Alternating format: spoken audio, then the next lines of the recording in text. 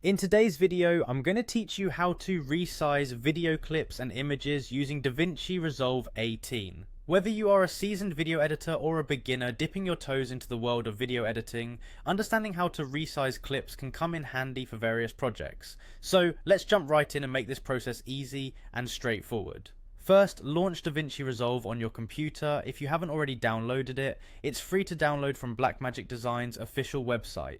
Once you have the application open, you'll see a dashboard with your existing projects or an option to create a new one. Select a project that you want to work on or create a new project if you're starting from scratch.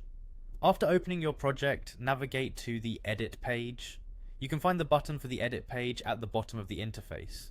It's represented by a film strip icon and is where all the magic happens in terms of piecing your video together, including adjusting clip sizes. Now, to resize your video or image, you need to open the inspector. The inspector is your best friend when it comes to making fine-tuned adjustments. You'll find it on the top right corner of your screen when you're in the edit page.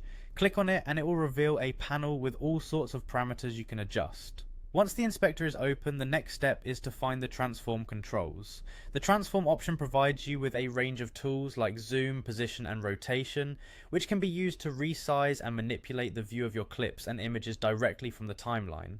When you click on transform, you'll notice sliders and numerical input boxes appear. These allow you to increase or decrease the size of your clip. If you want to make your video larger or smaller, you can adjust the zoom slider. As you move the slider, you'll see real-time changes directly in the viewer. Don't forget to keep an eye on the image quality, because enlarging a clip too much could lead to pixelation or blurriness. For even more refined adjustments, you can specify exact numerical values in the zoom input boxes. This can be particularly useful if you want to apply the same resizing adjustments across multiple clips to maintain uniformity throughout your video.